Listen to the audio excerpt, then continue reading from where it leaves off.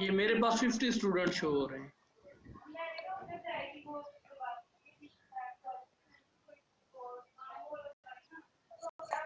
ये मैंने आप ये माइक ऑफ कर दिया करें।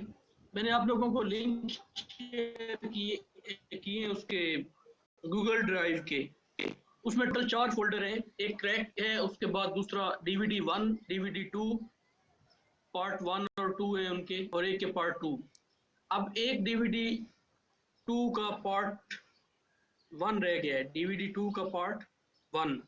तो फिर ये सारा सेटअप कंप्लीट हो जाएगा। अब वो मैं शेयर कर सकता हूँ, अगर आप क्या नाम है डाउनलोड कर लें, तो वहां से मैं कोई एक आध रिमूव करूंगा, क्योंकि मेरे पास तो स्पेस कम है। ये अगर आप यहाँ पे देख रहे हैं स्क्रीन, तो 13.5 GB यूज हो गई है, 15 GB टोटल है। अब 1 GB में वो नहीं आएगा डाटा जो है ना, वो टोटल बनता है जो DVD 4 2 है, ये तकरीबन इसका पार्ट 2 जो रह गया ये 3 GB के बराबर है। ये भी मैं आप लोगों को शो करता हूँ। तो दिस वन नहीं, ये 2 तो मैंने कर दिया शेयर, 1 रह गया। फर्स्ट इज लेंथ लॉन्ग, ये 3.99 GB है। वहां से मैं 2 रिमूव करूंगा, फिर ये आपको करता हूँ, क्या नाम शेयर करता हूँ। वो डाउनलोड हो गया तीनों पार्ट?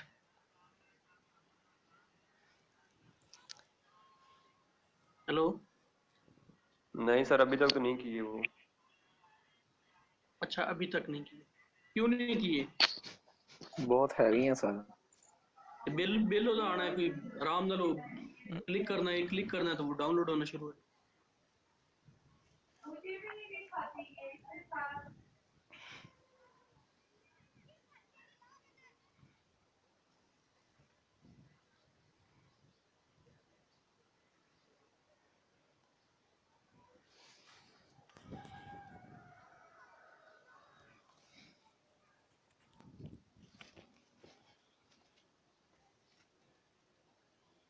चलिए, ये लास्ट टाइम हमने कहाँ तक काम किया है?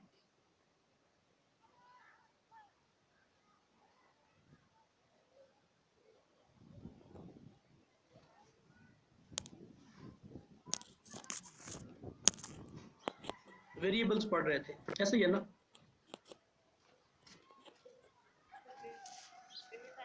जी सर।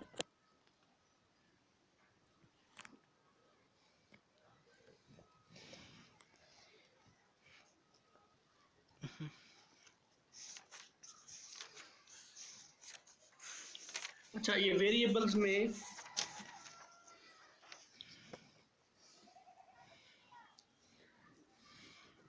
कमांड विंडो है, लास्ट टाइम मैंने आप लोगों को बताया था, और ये वर्क स्पेस है, और यहाँ पे करंट फोल्डर होता है। कोई क्वेश्चन तो नहीं है जो लास्ट टाइम हमने काम किया उससे रिलेटेड?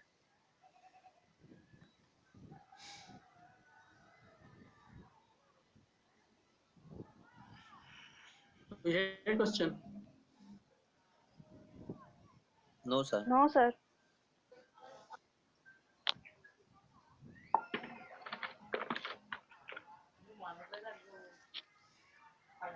अच्छा, ये हमारे पास एक वेरिएबल है a इज इक्वल टू 3 है। इसी तरह आप एक और वेरिएबल डिफाइन कर सकते हैं, b इज इक्वल टू 4। और अगर आप कैपिटल A ले रहे हैं तो capital A is another variable, क्योंकि मैटलैब जो है ये केस सेंसिटिव लैंग्वेज है, तो स्मॉल a और कैपिटल A दोनों में डिफरेंस है। ये नहीं है कि ये दोनों सेम होंगे, ऐसे नहीं है। और फिर उसके बाद एक हमारे पास कमांड होती है WHO। तो ये हमें वो वेरिएबल्स के नेम बताएगी WHO, जो हमने किए होंगे। मसलन हमने A यूज किया है, टीचिंग स्टाफ यूज किया है, B ये number of students total X, और इसी तरह नॉन टीचिंग स्टाफ और स्मॉल a। ये वेरिएबल के नाम जितने भी हमने यूज किए होते हैं।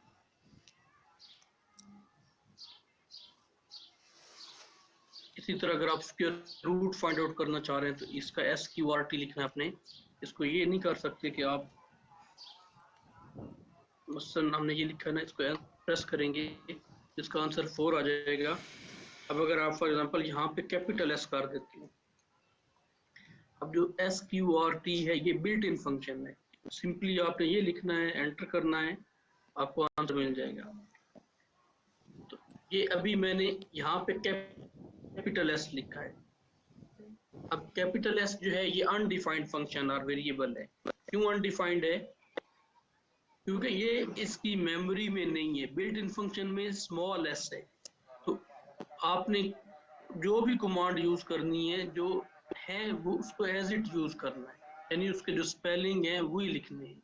अगर स्मॉल में है स्मॉल में, कैपिटल में है कैपिटल में, और अगर इस तरह है, अगर कुछ स्मॉल और कुछ कैपिटल है तो सेम एज इट लिखने हैं, जो भी उसकी कमांड है। क्लियर हो गया? तो इसी तरह ये डिफरेंट वेरिएबल्स हैं, आप के रूट फाइंड आउट करना चाह रहे हैं, मल्टीप्लाई करना चाह रहे हैं, तो अगर आपको जो वेरिएबल्स हैं वो याद नहीं है तो आप सिंपली WHO लिखें। तो ये भी मैंने आप लोगों को बताई, सारे जो भी वेरिएबल आप लोगों ने यूज किए होंगे वो आ जाएंगे। मतलब यहाँ पे आप ये लिखिए, ये यूज किए। अच्छा, इसके बाद जो नेक्स्ट है कमांड्स। अच्छा, मैटलैब में डिफरेंट कमांड्स हैं और ये सारी कमांड्स आप लोगों को मेमोराइज करना पड़ेंगी। मसलन ये एक CLC है, एक क्लियर है, तो ये एक दो, ये भी एक हमने हु कमांड यूज की है WHO। तो अब CLC और क्लियर ऑल में डिफरेंस क्या है? अब जो CLC है ये क्लियर करेगी कमांड विंडो को, ये कमांड विंडो जो है ये क्लियर होगी। अब अगर हमने वर्क स्पेस को भी क्लियर करना हो, इसके लिए हम यूज करते हैं क्लियर ऑल। क्लियर ऑल, अब जैसे ही प्रेस किया, पहले यहाँ पे सारे वेरिएबल शो हो रहे थे ना यहाँ पे। अब क्लियर ऑल हमने यूज की, ये सारे खत्म हो गए।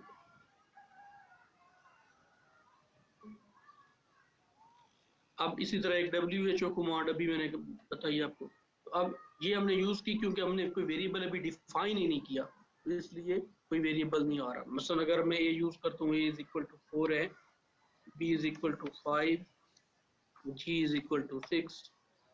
तो अब अगर मैं ये, क्योंकि मैटलैब में कोई जरूरी नहीं कि 5-4 लाइंस के प्रोग्राम होते, बहुत लेंथी भी होते हैं। फॉर एग्जांपल ये एक कोड लिखा हुआ है, मैंने लिखा हुआ है, ये तकरीबन इसकी 250 लाइंस है, इस कोड की 250 लाइंस है। अब मुझे नहीं पता कौन कौन से मैंने वेरिएबल यूज किए हुए हैं, तो यहाँ पे मैं सिंपली लिखूंगा हु, मुझे वेरिएबल्स के नाम सारे शो हो जाएंगे। जैसे भी मैंने A यूज किया है, B किया है, G किया है। तो ये जितनी भी कमांड्स हैं इनको आप लोगों ने पढ़ लेना है, देख लेना है, और अकॉर्डिंग टू रिक्वायरमेंट हम इनको यूज करेंगे। ये सारी हमने यूज नहीं करनी है जितनी भी लिखी हुई है, ठीक है। जैसे अगर हमने नेक्स्ट लाइन पे जाना है, इंसर्ट न्यू लाइन, /n डालते हैं। अगर हमें फॉर्मेट एज एन इंटीजर चाहिए तो ये %d, स्ट्रिंग चाहिए तो %s आउटपुट में। ये सारी कमांड्स हमने यूज नहीं करनी, लेकिन जो जो हम यूज करेंगे उनको साथ साथ मेमोराइज भी करते जाएं। क्लियर हो गया? जी उसके सर। बाद M फाइल्स ना, M फाइल्स इनकी जो एक्सटेंशन है वो .m होती है। जैसे आप वर्ड का डॉक्यूमेंट ओपन करते हैं तो वर्ड के डॉक्यूमेंट में जो उसकी एक्सटेंशन है वो .doc होती है, .doc। अब M फाइल है क्या, पहले इसको हम वर्ड से समझ लेते हैं। ये वर्ड की फाइल है, तो ये मैंने फाइल ओपन की। अब यहाँ से हम फाइल में जाते हैं, फाइल में जाके हम एक न्यू डॉक्यूमेंट ओपन करते हैं। अब इस न्यू डॉक्यूमेंट में जो भी हमने काम करना वो हम टाइप करते हैं, इसको इसी तरह सेव भी करते हैं। अब मैटलैब में भी हम ऐसे ही करते हैं। मैटलैब में जो हम फाइल कोई बनाते हैं उसको स्क्रिप्ट फाइल कहते हैं या .m फाइल। अब ये कैसे हमने इसको फाइल को बनाना है और इसमें कैसे काम करना है, उसकी सिंपल सी यही एग्जांपल है कि मसलन ये कोड बना हुआ है, इसकी 250 लाइंस है, तो ये सारा काम हम कमांड विंडो में तो नहीं कर सकते। तो इसके लिए हम क्या करते हैं, एक अलग से फाइल बना देते हैं। अब वो फाइल कैसे बनेगी, इसको बनाने के लिए वी हैव टू ऑप्शंस। एक तो हमारे पास ये होम के नीचे ये न्यू लिखा हुआ है, आप न्यू पे क्लिक करें तो यहाँ पे स्क्रिप्ट आ रहा है, SCRIPT नजर आ रहा है ना।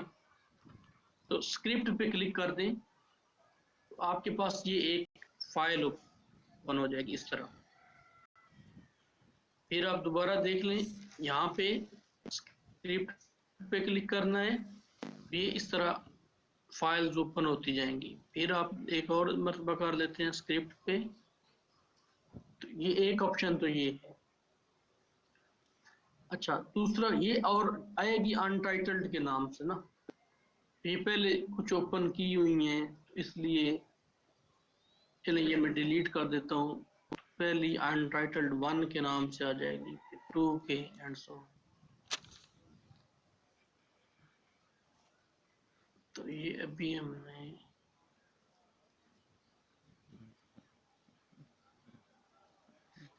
अच्छा, दूसरा ऑप्शन ये है कि वो अगर आप यहाँ पे प्लस पे क्लिक करें, ये प्लस है ना, जैसे ही आप इस पे क्लिक करेंगे एक नई फाइल आ जाएगी, स्क्रिप्ट फाइल।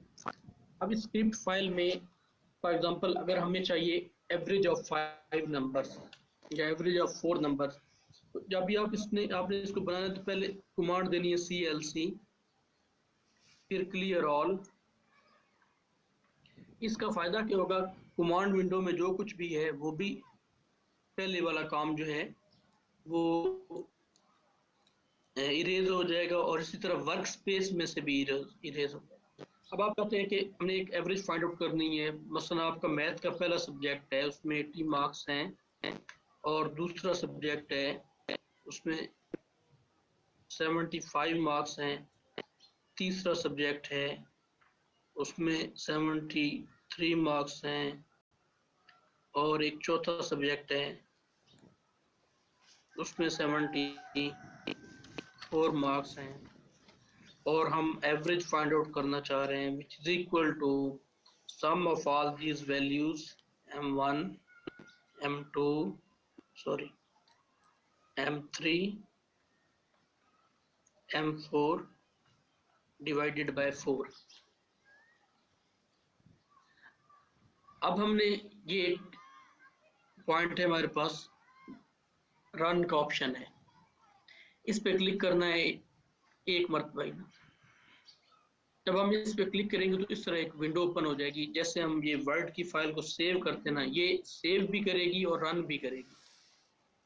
तो यहाँ पे हमने कोई नेम इसका सिलेक्ट करना है। जैसे हम वर्ड की फाइल को पहले नेम देते हैं, फिर हम एक फोल्डर चूज करते हैं कि इसको हमने किस फोल्डर में सेव करना है। Similarly for MATLAB select it's name, for example मैं इसको कहता हूँ टेस्ट, ये ऑलरेडी एक दो फाइल्स इसी नेम से हैं, इसको मैं टेस्ट 11131 लिख देता हूँ, और सेव मैं करना चाह रहा हूँ डेस्कटॉप पे, यहाँ पे डेस्कटॉप पे सेव कर दिया, सेव कर दें इसको।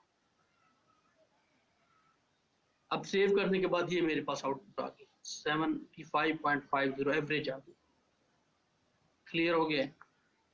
तो ये सारा काम हम कमांड विंडो में भी कर सकते हैं, लेकिन इसको हमने किसमें किया है, स्क्रिप्ट फाइल में किया, .m फाइल में। अब तो ये दो कमांड्स हैं, इनका फायदा मैं आपको बताता हूँ ये क्या है। अब मैं इसको इरेज कर रहा हूँ, अब मैं ये नहीं यूज कर रहा, अब भी मेरे पास वही आंसर आएगा ये रन होने के बाद। अब मैं इसको 2 मरतबा मैंने रन किया, 3 मरतबा, 4, 5, 6, 7 मरतबा।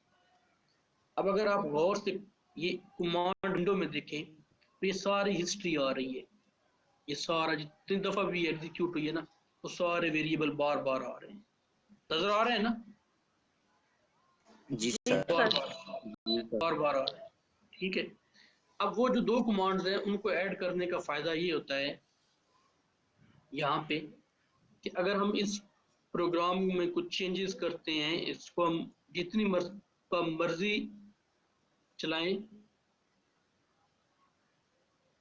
तो ये बार बार आउटपुट्स नहीं आएंगी। अब फॉर एग्जांपल मैं इसको अभी रन एक मरतबा किया, फिर मैं दोबारा करता हूँ, फिर तीसरी मरतबा, 4, 5, 6, 7, ऐसे ही हमने लास्ट टाइम भी किया।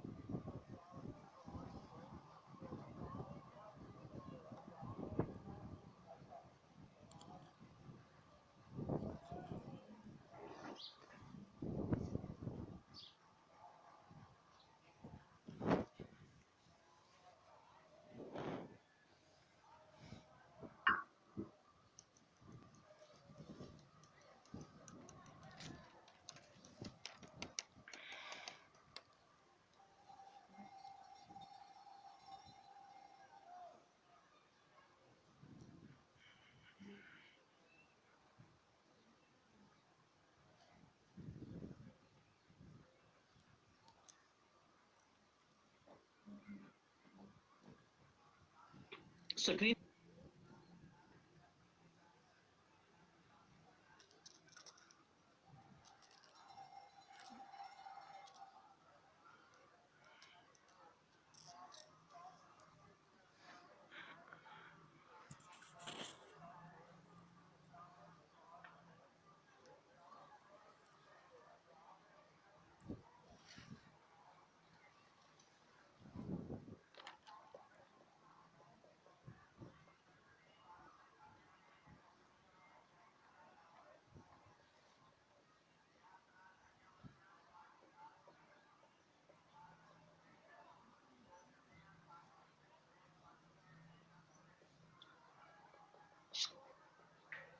स्क्रीन हो रही है शो?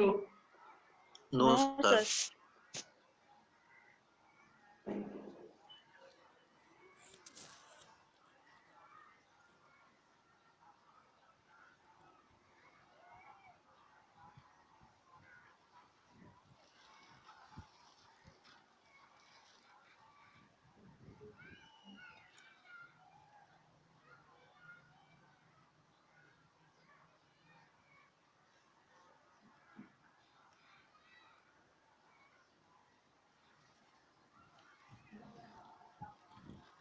स्क्रीन हो रही है शो आप लोगों को? सर अब जी शो हो सर, रही अब है। हो रही है। अच्छा, वो रेड लाइट की वजह से। चलिए, ये मैं भी आप लोगों को एक और कमांड बता रहा था। It's name is tick tock. ये एंड पे हमने लिखना है, शुरू में टिक और बाद में टॉक, TOC। इतना भी हमने कोड लिखना है ना, उसके शुरू में और एंड पे, शुरू में टिक, एंड पे टॉक। अब इस कमांड से जितना टाइम यूटिलाइज करती है मैटलैब इस कोड को रन करने के लिए, वो हमें शो हो जाएगा। अब अभी मैं इसको रन करूंगा तो ये टाइम कितना लगा है, 0.004186। क्लियर हो गया? तो ये भी आप लोगों ने कमांड याद रखनी है, टिकटॉक।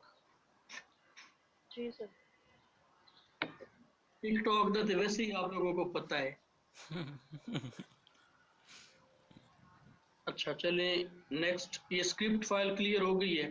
अब आप लोगों ने स्क्रिप्ट फाइल्स डिफरेंट बना ली है, उनमें कोई भी मैथमेटिकल वर्क आप कर सकते हैं।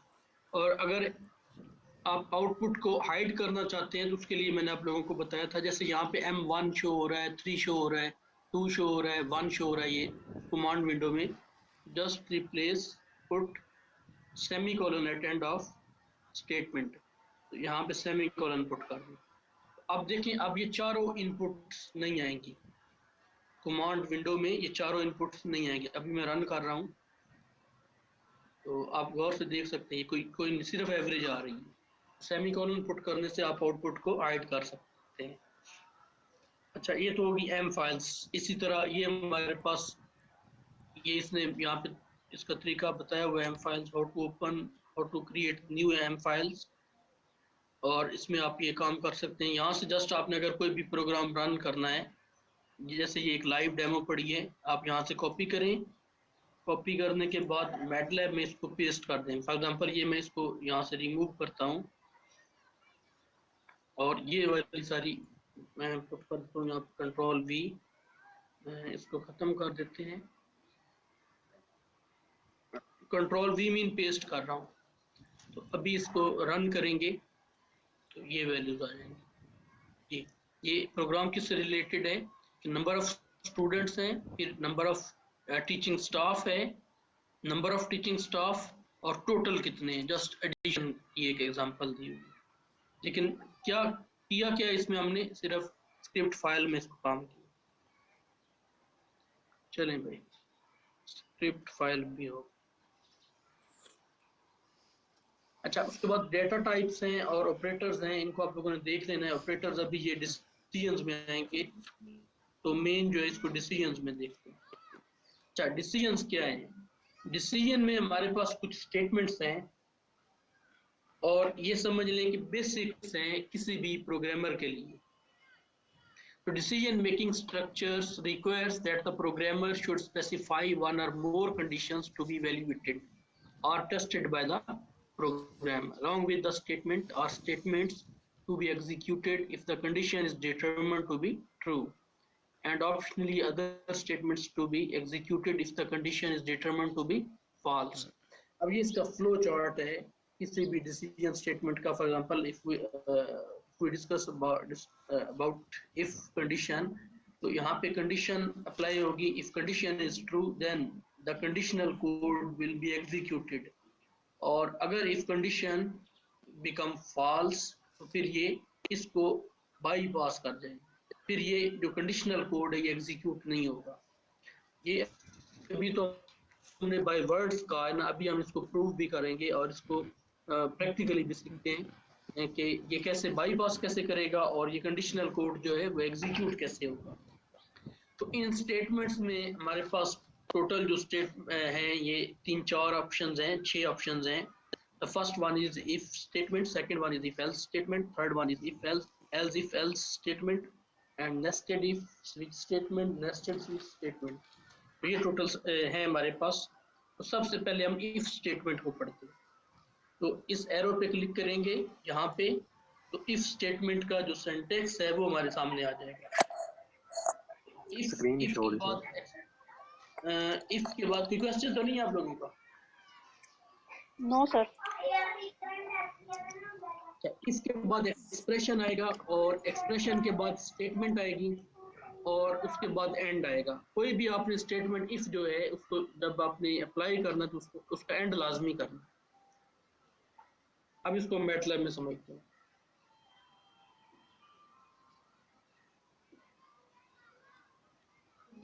चलिए यहाँ पे हम अप्लाई करते हैं. अगर मैं a इज इक्वल टू 10 है तो if a is greater than 5, x is equal to 4. अब इसका एंड करेंगे. अभी एंटर करते हैं, चेक करते हैं आउटपुट आ रही है 4. अच्छा, अब एक मिनट में इसको और लिख लूं. If a is less than 5, x is equal to 3 and अब नहीं एग्जीक्यूट हुई. कैसे नहीं हुई अभी मैं आपको कि यहाँ पे हमने ये सारा काम कमांड विंडो में कर रहे हैं. स्क्रिप्ट फाइल नहीं बनाई, स्क्रिप्ट फाइल भी बना सकते हैं. a is equal to 10 लिया. if a is greater than 5, x 4 आना चाहिए. अब ये हमारे पास क्या है, ये एक्सप्रेशन है. ये क्या है, if के बाद एक्सप्रेशन. और ये हमारे पास क्या है, स्टेटमेंट. आप यहाँ पे कमेंट भी कर सकते हैं कि नहीं अब इसमें नहीं होता, स्क्रिप्ट फाइल में आप जा सकते हैं. तो क्योंकि ये कंडीशन ट्रू हो गई तो ये बॉडी जो है कंडीशनल जो स्टेटमेंट है, कंडीशनल कोड, वो एग्जीक्यूट होके x इक्वल टू 4 आंसर आ. अब यहाँ पे हमने वही कंडीशन लगाई a लेस देन 5. अब ये फॉल्स है इफ जो, क्योंकि a तो 10 है, इसमें 10 इज नॉट लेस देन 5. तो अब ये एग्जीक्यूट जो है नहीं होगी. ये जो कंडीशनल कोड है ये वाला, ये एग्जीक्यूट नहीं होगा. क्लियर हो गया? ये इसका फ्लो चार्ट. अगर कंडीशन ट्रू है तो फिर कंडीशनल कोड एग्जीक्यूट होगा. अगर कंडीशन ट्रू नहीं है तो कंडीशनल कोड जो है वो एग्जीक्यूट नहीं होगा. क्लियर हो गया? ये कोई क्वेश्चन तो पूछ सकते हैं आप लोग. सही, एक दफा दोबारा बता दिए. दोबारा बता देता हूँ. ये इसका फ्लो चार्ट है. फ्लो चार्ट का मतलब ये है कि यहाँ पे हमने कंडीशन अप्लाई की. अगर ये कंडीशन ट्रू है ना, इस अब देखें आप कंडीशन लगाते हैं, आप ये कहते हैं भाई ये आप क्या नाम है, अगर आप एक दिन में ये काम कर लेंगे तो आपको ये मिलेगा. कंडीशन लग गई. अब वो ट्रू कब होगी, जब वो सारा दिन काम करेगा. फिर उसको अगर वो आधे दिन बाद, फॉर एग्जाम्पल एक मजदूर है, मजदूरी आप यहाँ कर रहे हैं, तो उस जब वो सारा दिन काम करेगा तो आप उसको पूरी उजरत देंगे जो भी उसके साथ डिसाइड की हुई है. कंडीशनल हो गया ना. अब अगर वो आधे दिन में छोड़ जाता है वो फॉल्स होगी, जो आपका एग्रीमेंट हुआ वो फॉल्स हो गया, तो इट मीन जो वो कंडीशन के तहत उसको रिवार्ड मिलेगा वो नहीं होगा, यानी वो बाईपास हो जाएगा। तो ये भी ऐसे ही है कि कंडीशन हमने इम्पोज की, अगर वो कंडीशन ट्रू है तो फिर कंडीशनल कोड जो है वो एग्जीक्यूट होगा, अगर कंडीशन फॉल्स होगी तो फिर कंडीशनल कोड एग्जीक्यूट नहीं होगा। अब इसको हमने यहाँ पे चेक किया है, यहाँ पे a की वैल्यू हमने 10 ली, अगर हमने कहा कि a ग्रेटर देन 5 है तो x इक्वल टू 4। अब ये हमारे पास एक्सप्रेशन है और ये कंडीशनल कोड है, जरूरी नहीं इतना हो, इससे बड़ा भी कोड हो सकता है, हमने तो सिंपल सी वैल्यू समझने के लिए ली है। अब a जो है ये 10 है, 10 ग्रेटर देन 5 है, ये 2 हो गया तो x इक्वल टू 4 इसका आंसर आ, ये पड़ा है इसका। अब दोबारा फिर हमने इसी कोड को लिखा कि अगर a लेस देन 5 है तो x इक्वल टू 3, लेकिन a तो लेस देन 5 ये फॉल्स होगी, इसका आंसर हमें नहीं मिला क्योंकि ये एग्जीक्यूट ही नहीं हुआ, बाईपास कर देना। समझ आ गई इसकी? जी सर। इसको आप स्क्रिप्ट फाइल में भी लिख सकते हैं, कैसे? अब इसको सारे को डिलीट कर दें, ये पहले की हमने अगर और बनानी तो और बना लें, जरूरी नहीं है ये प्लस पे क्लिक करें नहीं बन गई। अब आप यहाँ पे ये दो कमांड्स ऐड कर लें। अब यहाँ पे कहते हैं कि आप इफ x आप करने को जरूरी नहीं है, x is greater than 8, y is equal to 5, और फिर आपने इसका एंड भी करना है। अच्छा, अब हमें यहाँ पे x डिफाइन करना पड़ेगा। ऊपर x हमने लिया तो है, लेकिन x क्या है चीज है, पहले तो इसको रन कर देना। जब हम रन करेंगे, अब इसका कोई नाम लिख लें, इसको कह लें ये जी, इसके बाद 1 1 कर लें। डेस्कटॉप पे हम सेव कर रहे हैं, इसको सेव कर दिया। तो अभी ये एरर आ गई है कि x क्या चीज है। लाइन 3 में हमने x लिया ना, तो x को डिफाइन करना पड़ेगा। अगर मैं यहाँ पे कहता हूँ कि x जो है ये इज इक्वल टू 5 है, अब इसको रन करते हैं। अब x 5 है, 5 इज नॉट ग्रेटर देन 8, तो हमें इसकी कोई आउटपुट नहीं मिली। कोई आउटपुट आई है यहाँ पे? नहीं आई ना, आउटपुट आपको कमांड में मिलेगी। अच्छा, अगर मैं इसको लेस कर देता हूँ, ये देखिएगा, इसको अगर मैं लेस कर रहा हूँ, अब मैं अब इसको रन करते हैं। अब इसकी आउटपुट आ रही है क्योंकि ये कंडीशन जो है वो सेटिस्फाई हो रही है। जब ये कंडीशन सेटिस्फाई होगी तो ये रन होगा, ये कोड y इक्वल टू 5 इसका आंसर है। समझ आ गई? जी सर। जी इजी है, बिल्कुल इजी। अच्छा, इसके बाद नेक्स्ट है इफ एल्स स्टेटमेंट ना। तो अब अगर मैं इसके साथ एल्स पुट कर दूं, else y is equal to 3। अच्छा, अब फर्स्ट केस में तो सिर्फ अब दोबारा इसको हम रन करते हैं। चले ये ना चेंज कर लेता हूँ, 5 आपको बार बार नजर आएगा, इसको कर दूं 10 का। अब इफ एल्स स्टेटमेंट क्या है कि अगर तो ये हमारे पास जो पहली कंडीशन है ना, ये ट्रू है तो फिर ये आंसर आएगा, अगर ये फॉल्स है तो फिर ये नीचे वाला आंसर आता है। बहुत औकात हमने दो में से कोई एक छोड़ना होता है, एक लेना होता है, तो उसके लिए फिर हम ये स्टेटमेंट रखते हैं। अगर मैं इसको ग्रेटर कर देता हूँ ना, ये देखिए ग्रेटर देन 8, अब इसको रन करते हैं। No, it's answer become 3, y equal to 3। अब ये स्टेटमेंट जो है इफ कंडीशन ये फॉल्स है तो ये नहीं एग्जीक्यूट होगी, एल्स वाली होगी, ये y इक्वल टू 3। क्लियर होगा? ये समझ आ गई इसकी? जी सर।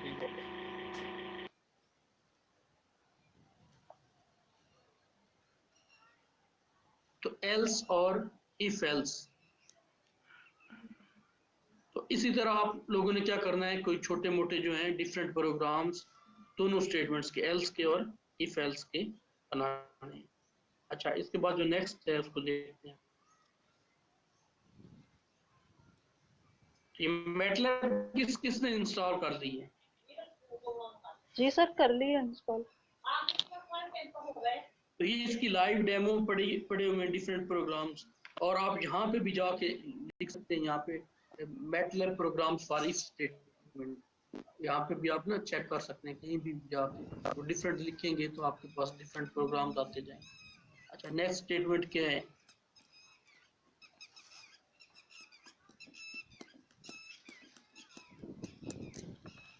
हाँ, इफ एल्स ये एंड होता है उस स्टेटमेंट को ना एंड करने के लिए। अब इसका पहले सिंटैक्स चेक करते हैं और फिर उसके बाद इसका कोई ना कोई सॉल्यूशन, इसका कोई छोटा सा प्रोग्राम लिखते हैं। अच्छा, इसका सिंटैक्स क्या है कि इफ एक्सप्रेशन 1 और फिर उसके बाद स्टेटमेंट आएगी, फिर एल्स इफ एक्सप्रेशन 2 और फिर स्टेटमेंट आएगी, फिर एल्स इफ एक्सप्रेशन 3 और फिर स्टेटमेंट आएगी, और फिर उसके बाद एल्स और स्टेटमेंट आएगी और फिर एंड हो जाएगा। अब इसमें अगर आप चेक करें तो सबसे पहले हमारे पास स्टार्ट इसका इफ से हो रहा है, इफ के बाद स्टेटमेंट, यहाँ पे लिखा भी है कि an if statement can be followed by one or more optional else if and an else statement which is very useful to test various conditions. When using if else if statements, there are few points to keep in mind. First one क्या है कि an if can have 0 or 1 else and it must come after any else if.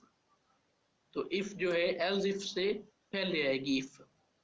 फिर an if can have 0 to many else if and they must come before the else, और जो भी else if हैं ये before else आएंगे। Once an else if succeeds, none of the remaining else ifs or else will be tested. तो इन तमाम में जब हम कोई भी एक प्रोग्राम इसका लिखते हैं तो कोई एक स्टेटमेंट जो है वो एग्जीक्यूट होगी। अभी एक सिंपल सी एग्जांपल है कि a इज इक्वल टू, या हम खुद से लिख लेते हैं।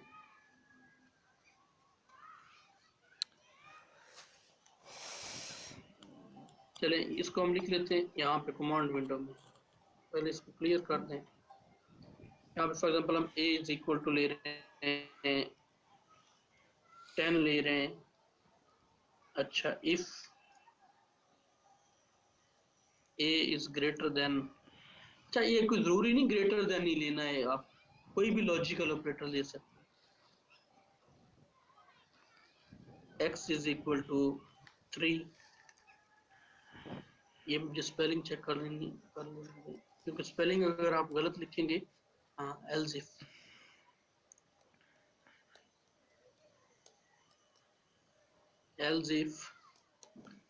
तो फिर यहाँ पे एक्सप्रेशन आएगा। अब यहाँ पे कहते हैं कि a इज इक्वल 4 है, x इक्वल टू क्या आना चाहिए 5 आ जाए। फिर आप कहते हैं एल्स, सर ये डबल इक्वल डालना है, double equal, a is equal 6 है, आप कहते हैं कि जो x है इज इक्वल टू 2 होना चाहिए, या फिर else x is equal to 1 हो, और फिर एंड एंटर प्रेस करें तो x इक्वल टू 3 आ रहा है, x इक्वल टू 3 आ रहा है। अगर हम देखें 3 वाला कौन सा ऑप्शन है, तो पहली स्टेटमेंट जो है ये ट्रू होगी। a 10 था, 10 ग्रेटर देन 5 है,